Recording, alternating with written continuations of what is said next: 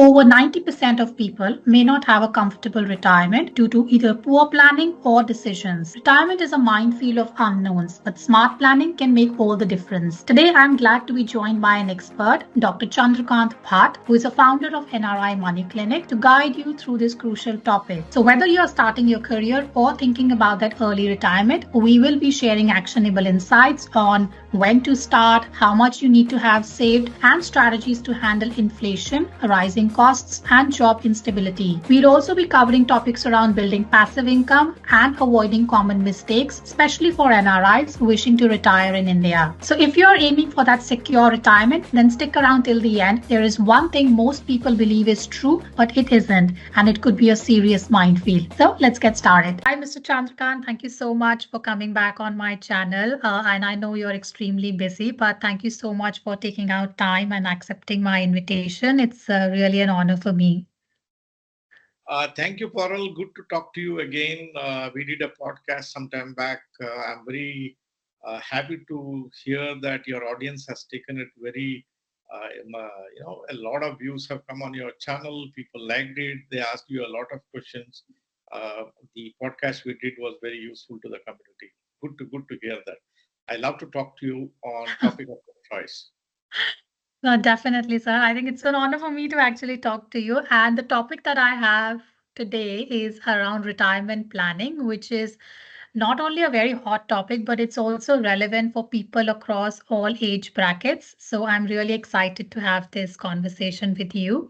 So maybe, sir, I'll just get started by asking you a very fundamental question that what is the right time to start thinking about retirement planning, the right age?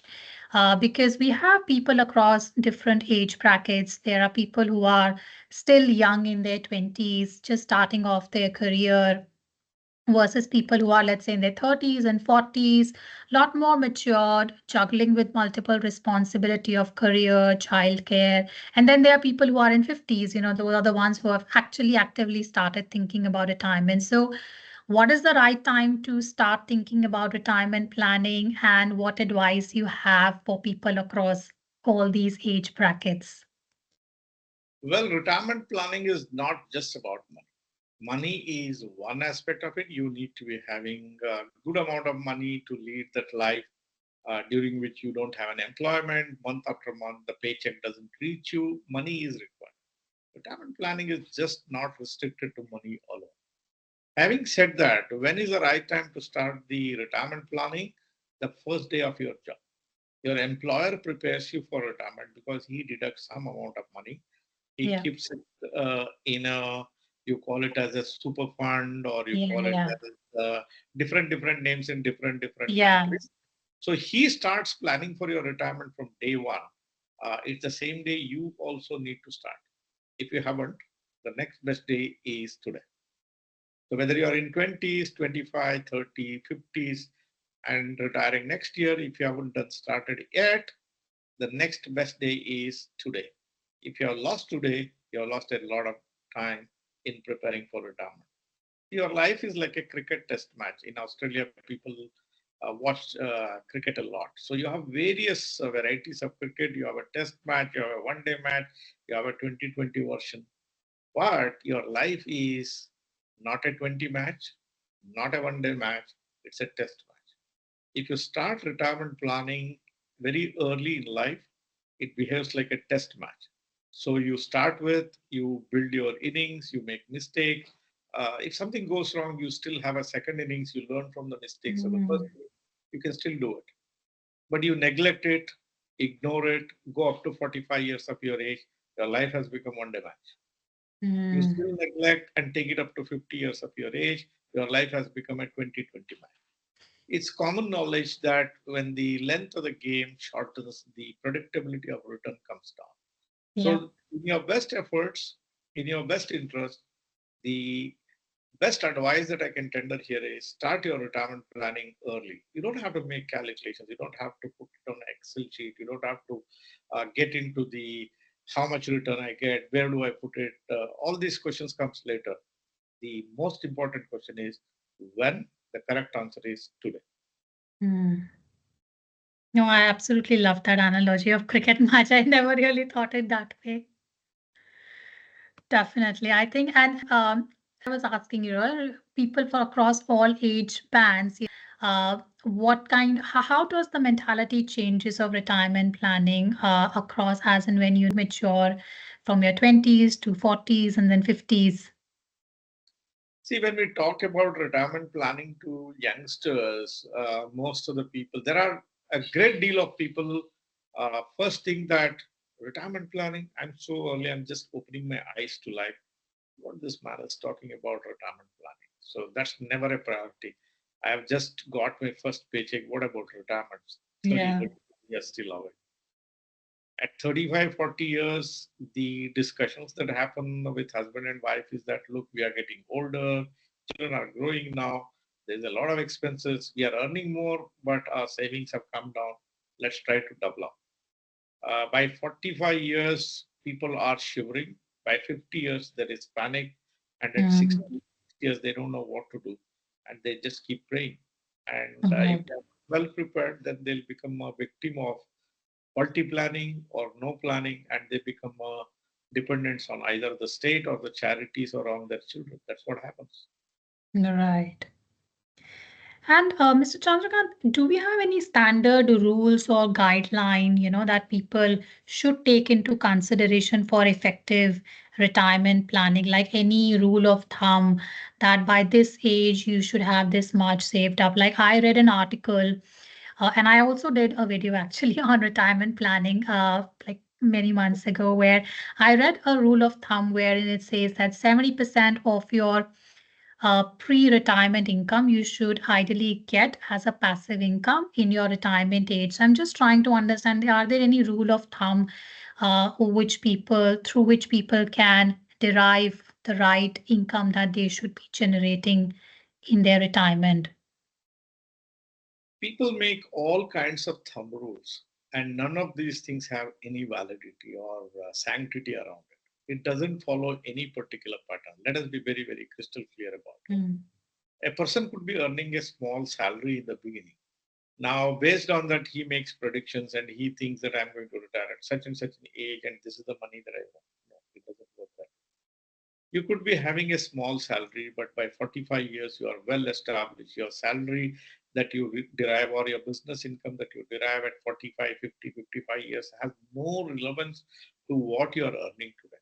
It happens Mm. in the lives of most people, whether it's a businessman, whether it's a salaried person. It's only the very unfortunate ones who will stagnate and who will not grow up in their careers, who will not have a great deal of salary. But for people who really work well, who upskill themselves, their life at 45 is way different from what they are at 25, 30 years of age. So no Mm. thumb rules work. And when people plan for retirement, all the people who make thumb rules are the ones who have no idea about how the retirement is going to be done. Retirement planning is easy, at the same time, it is tough. It is tough because you don't know what happens during your retirement. See, for Mm. example, I'm at 63. I can recollect my younger days of 25, 30 years, how aggressive I was, what kind of a thinking I had, and how I mellowed down over a period of time. Mm. And what has been my approach to money, life, my colleagues, everything. Things have changed completely. And many Mm. times I laugh at this point of time, thinking that, how irrelevant it was to think at that point of time. It's just like have going back to the analogy of cricket. So there is a new cricket player who has come in who is batting very aggressively, trying to hit six out of every ball. And there could be the talented Tendulkars or Virat Kohlis or any other great batsman who has stood the test of time will bat in a different way. He'll wait for the loose balls to come. He'll pick up the ball. He will wait for the perfect conditions to be there. That's the way he bats. So your retirement is as you think when you're working, when you're young, and actually when you retire is completely different. Mm. So you don't need to be putting any thumb rules over here. What I would say is simply do two things. One, start early. However small the amount it could be, it's okay. You park that money in a wealth creating account. A wealth creating account is not a bank fixed deposit, not a bond. It should be invested into the growing stock markets. Again, stock market is a dangerous term. If you put it in Mm. Japan, it may not grow. If you put it in China, it may not grow. Places like India, there is a tremendous growth potential. US has potential. Your Australia, Singapore might have the growth potential. So it should be in a wealth creating account. You can also make best use of the real estate many a times. But Yeah. the problem of real estate is it requires a colossal amount of initial investment. So it's not for everyone to be there. Yeah. So you start early, be disciplined. I will say that in India we call it as every family has a Bhagwan ka hundi. That means there is a pot of money which is kept in the puja room where the families weekly, monthly, daily, however small the offerings are, they go and put it there, but they never dip their hand in. Yeah. So your retirement corpus should be like a Bhagwan ka hundi. So keep putting it, make it grow, and open it when your earnings have stopped. It is going to become a big amount of money. Coming back Mm. to the rule, really no thumb rules. One thumb rule you can say is, let's say I started with, I'll just take the example of a rupee. I don't know which country your audience is. We Uh, have diverse audience, I think, so it's yeah, fine. We can let's, just take, let's yeah. let's say somebody starts with 1,000 rupees or Yeah. $1,000, and don't change it uh, just because you don't have the money. You have to make sure that discipline should be there. Likewise, every time you get a jump, your salary increases, your Mm. increment increase comes through, you get certain bonuses. Whenever that comes, if this amount is, let's say, 5%, 2%, 10%, whatever that you have initially set, increase it accordingly. Mm. Increase it accordingly. Properly compartmentalize it. When I say compartmentalize it, do not mix it with your general pool of funds. You put it Mm. in a plan or a mutual fund, index fund, whatever it is, it should be segregated away from rest of the things, and it should not be mixed with anything. If it is mixed, what happens is you lose track. Then the next opportunity to buy that car, plot of land, buying into a real estate, or going on a vacation, you dip into it, all the good Mm. work that you have done is gone. This is what's going to happen. So it should be compartmentalized. By the time you retire, an ideal thing is at the time of retirement by 55, 60 years of age, how much money I need for my maintenance of livelihood, be it your day-to-day expenses or your annual payouts for health insurance, car maintenance, property maintenance, whatever it is. Pull that. Mm. Okay, I need X amount of money in a year, and the pool of money that you have should be at least 25 times of that. I would say at least, no fixed rule here. Higher the amount, the better. At the time of retirement, whatever is your lifestyle, whatever the money you need annually, at least the corpus should be 25 times bigger than that. Mm. It's also, I think, because of the rising average life expectancy. Also, we don't even know like until when we'll might live. People might think, okay, I'm retired at 60, I may die at 70, 75, which is the normal average expectancy. But some people outlive that. Exactly. See, in retirement, nothing is known. How long you are going to live, I don't Yeah. know. What is the condition of your health? I do not know. Where are you going to live? I do not know. Who leaves Mm. this world first? Me or my spouse? The answer is do not know. Where is your Mm. children are going to live? Will they take care of you or not? What is the interest rate cycle? What will be the inflation? Will markets give me? Or today we are telling that China is not performing. Tomorrow it could be the story of India or some other country. Mm. So you do not know. So you have to plan amidst all these unknowns. So the only way you can take it up is keeping that money, keeping it in such a way that it grows, creates wealth. That means beating Mm. inflation, it creates wealth. That's the only option you have. Beating the inflation, I believe. Absolutely, that's the only thing. That's the only thing. No other Yeah. impulse will work. Yeah.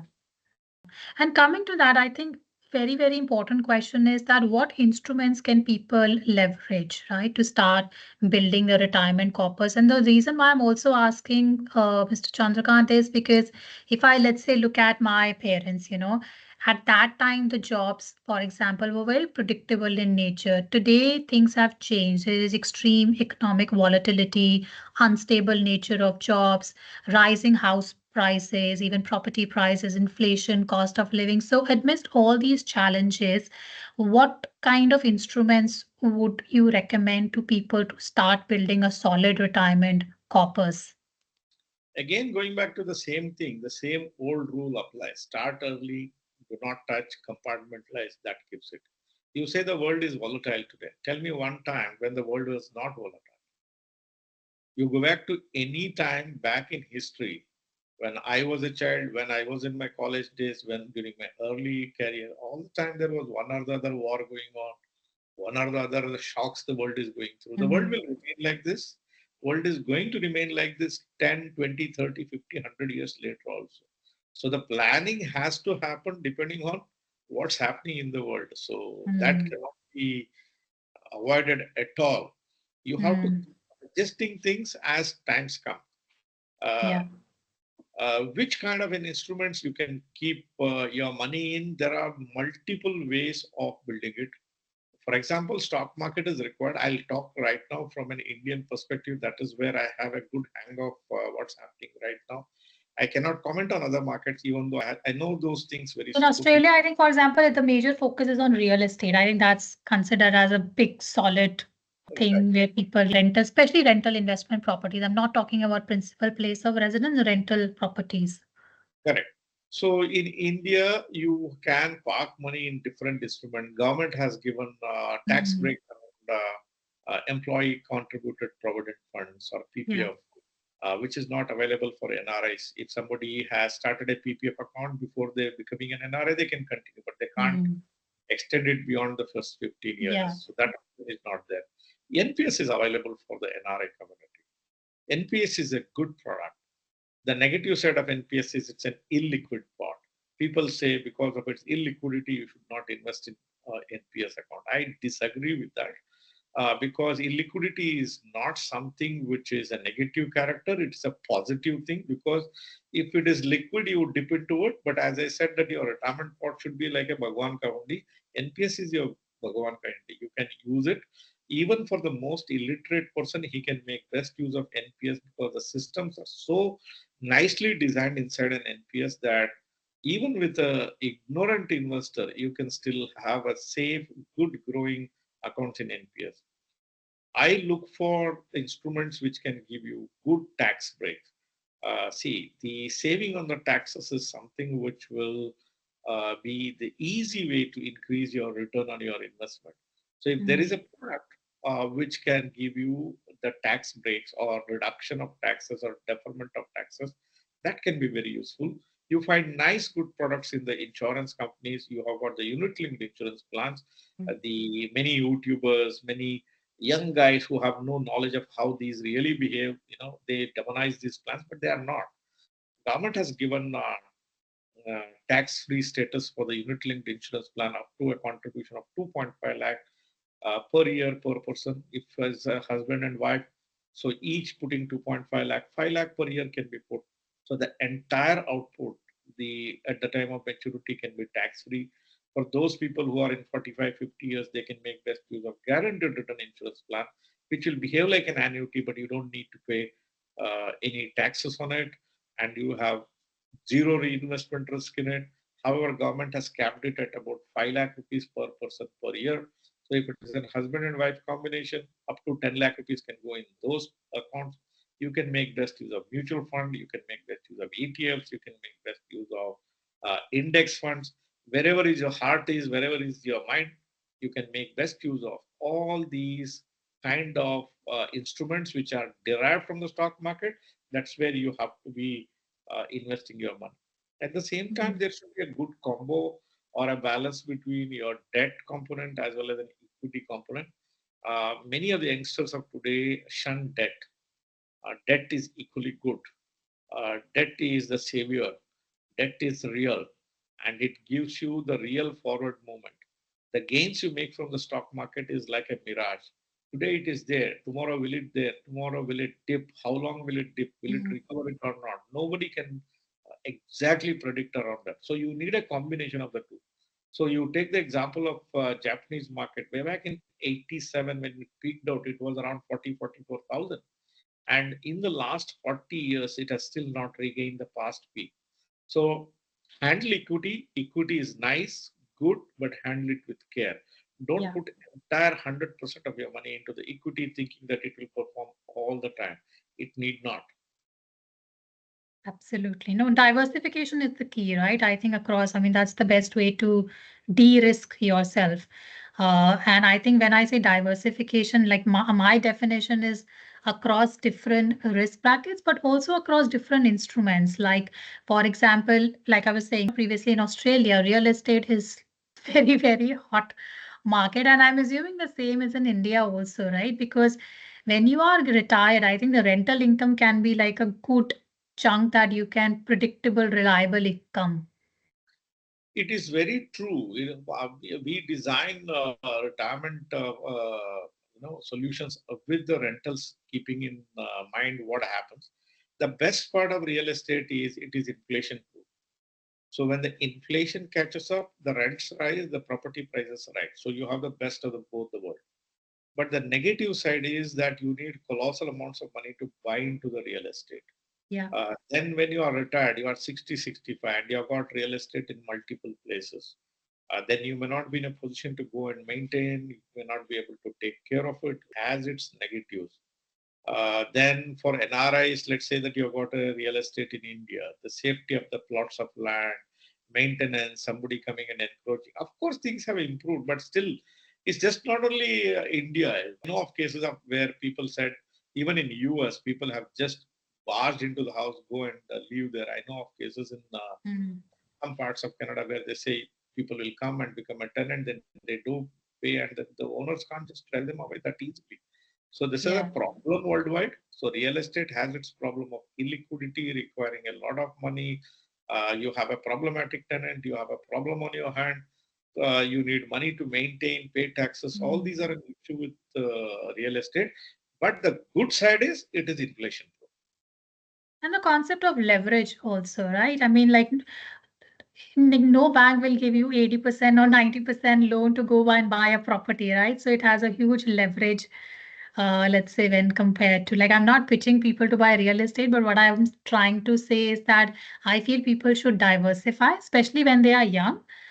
You have 20, 30 years of career. Even if you make one or two mistakes, you can catch up with that.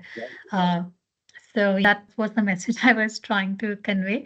But I think you mentioned a very good point about NRI because a lot of the audience are also from NRI community.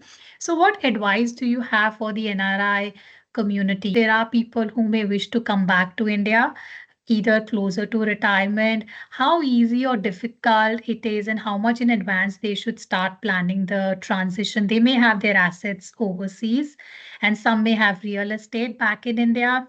Do you think it's wise to just hold on to an Indian property in retirement while you are an NRI? There are again no easy answers, but by 45, 50 years of your age, you should develop a clarity where is it you are going to retire. Retire in Australia. If you are staying in Dubai, will you retire in Dubai? If you are in UK, are you going to stay outside of India, the place in whichever the country you are in, or you are going to go back to India? So this has a big planning importance around that. Let's say that you're not going to retire in India and you're going to retire outside of India. My best advice is, however attractive it could be, it is better you possibly liquidate the real estate and move it to the place wherever you want it to be. You want it Mm. into the Indian mutual fund, bank FD, NRE FD, you want to take it to your country. So be it, and you please take it. Don't leave it in real estate. If you are somebody who has not bought a real estate in India with an intention that I'm going to go and live in that property, again, my best advice is hold on. Don't do these things in a hurry. Rather, you start building funds to buy the house, the retirement house now. Wait till the few years closer to your retirement, and this invested money, you use it to buy that house. What is the advantage in it? The advantage is, suppose you change your mind that I'm not going to go and live in India. My children are living outside, and I have a good relationship with my son, daughter, and their spouse, and they want me to stay closer to them. You can change your mind. You don't have to take a big loan to buy that house today. So you will not be spending a lot of money on interest. Rather, you invest this money, that's going to become a big corpus of money.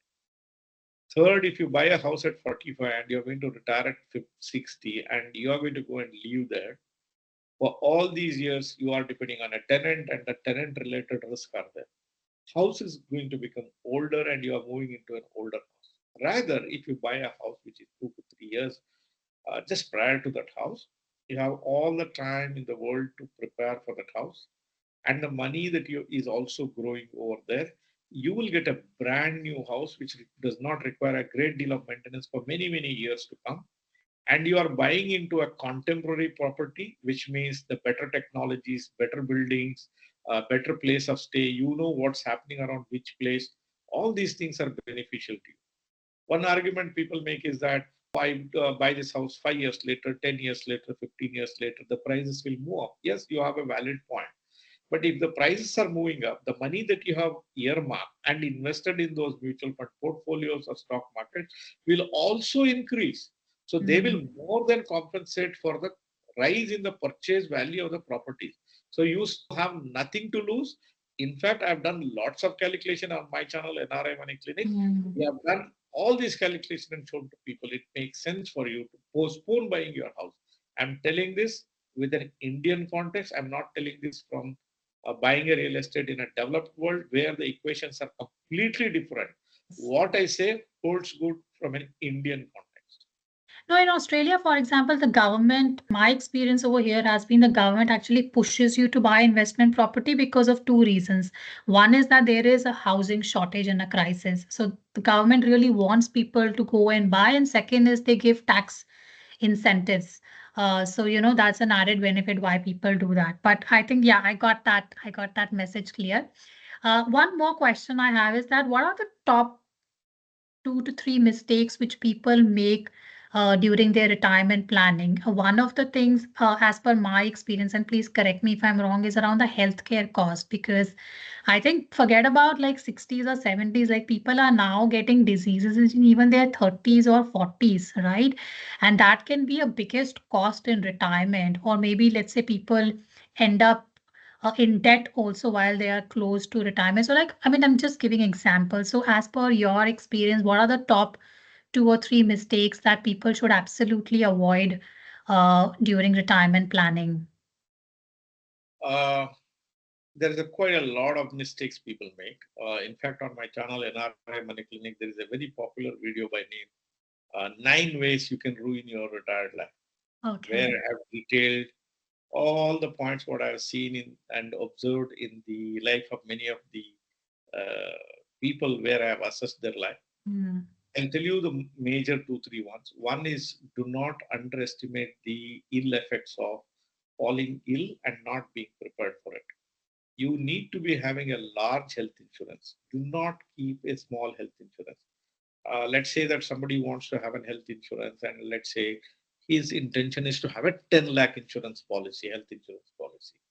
I tell them you take a 25 lakh policy. They think a 25 lakh policy will cost 2.5 times that of the 10 lakh Mm. policy. That's not the way the insurance premiums will go. So if you increase your health sum assured from 10 to 25 lakhs, the premiums will not grow 2.5 times. It's just a few pips Yeah. it will go up. But if you were to be in the receiving end for whatever the reason, kidney failure, bad cancer, brain Mm. damage, living in ICU for a prolonged period of time, any amount of money that you have will not be sufficient for you. It Mm. makes absolute sense for you to have large health insurance. If you can afford a 25 lakh health insurance, I would suggest extend it to 50 lakh. If you can do a 50 lakh health insurance, extend it up to 1 crore. It does not cost you a great deal of money. Don't try to fine tune your health insurance policies. Your health insurance policy should be like the safety features in an aircraft. An aircraft is over designed for safety. So should be your health insurance policies. Think of all the consequences that might come in, what problems can happen, how much it might cost. Be on the safer side. Have a good health insurance policy. Otherwise, you will become a victim, you'll become dependent, and it becomes Yeah. hell at the time of retirement. Likewise, don't be very fearful.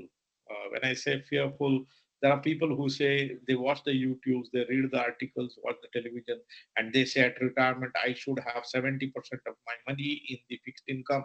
I should not have anything in the equities. That's crap. right? Your individual circumstances are different. The best way is sit with a financial planner, let him analyze your case. Let him see how prepared are you for your retirement, what are the risks that you might go through. Give it a chance for him to work on your case. Don't be afraid to expose some amount of your money into the stock market. Otherwise, what Mm. happens? Gone are the days where people retire at 60 and they will kick the bucket at 65, 70. That will not Yeah. happen.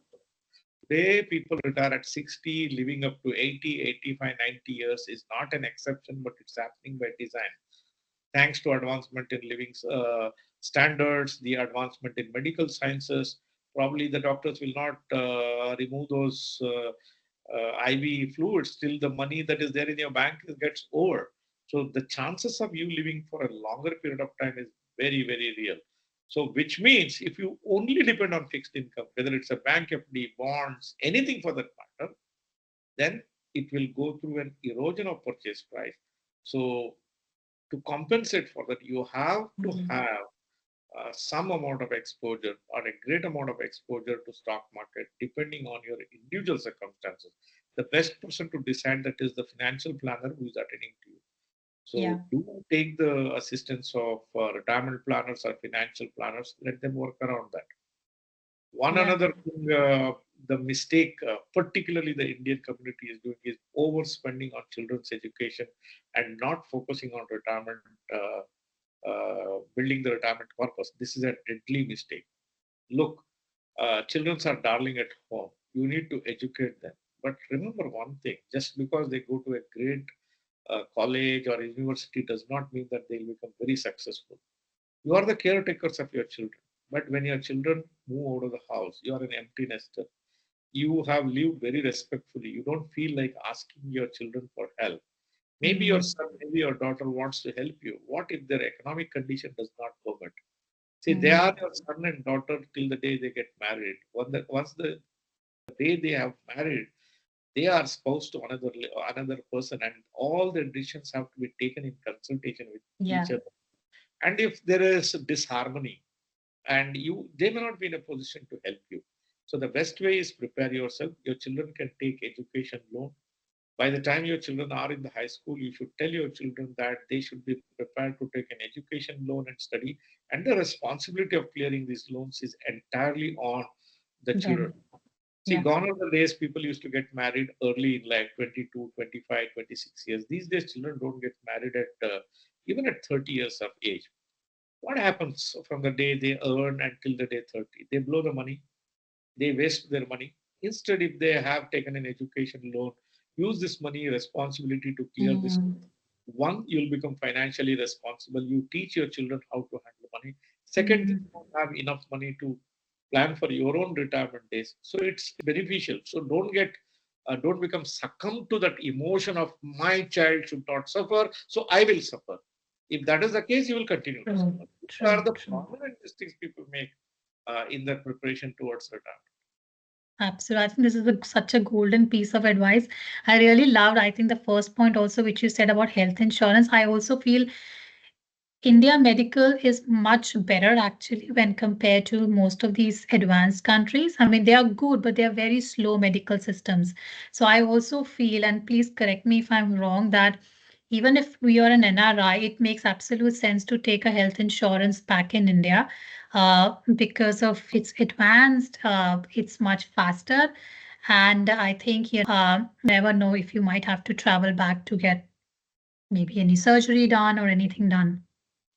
I have a good news also to share with your audience. Uh, I'm in talks and we are in very advanced discussions at the moment. There is going to be a very good health insurance package that will come via Gift City in India for the NRI community. They can Okay. get treated from any part of the world. I'm awaiting the information right now. The moment we get that information, I'm going to do a detailed video on NRI Money Clinic. I won't hesitate to come on your channel and speak about the benefits Definitely. of It's the your health channel insurance. as much as it's mine, sir. So Yeah, the NRI community can get best benefit out of that, and okay, they perfect. have some of the amazing features. Let me wait for those final details to emerge. Then we can educate your audience on the opportunities that they Definitely. have. No, definitely, sir. I would love to, because I think healthcare is, we underestimate, but I think it's the number one cost as and when we start getting older.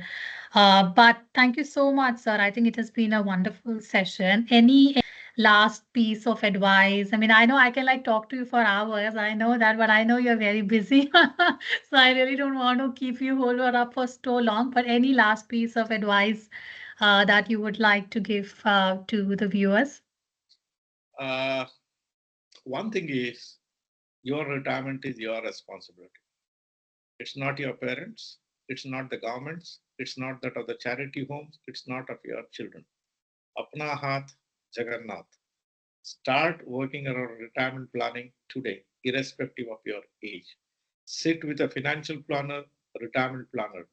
Don't be a do-it-yourself investor when it comes to question of retirement. It's an unknown journey. You don't Mm. know your journey into retirement till you come into it. Who is the best person to talk to?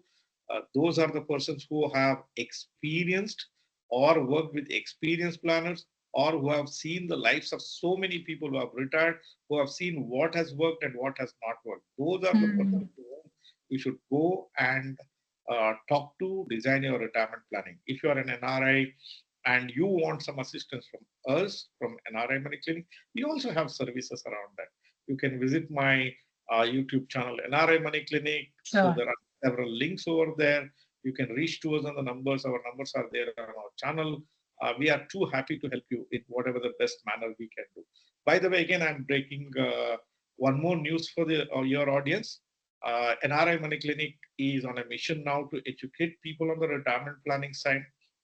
We will be doing periodical webinars to educate on the basics of retirement. And for those people who really want to plan, we can handhold them and take it out.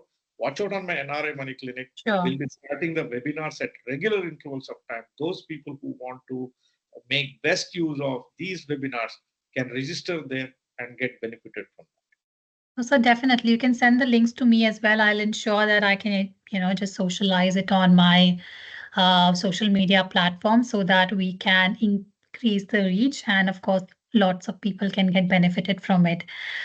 So thank you so much, Mr. Chandrakant. I think it's always a good experience, a great experience actually, to talk to you.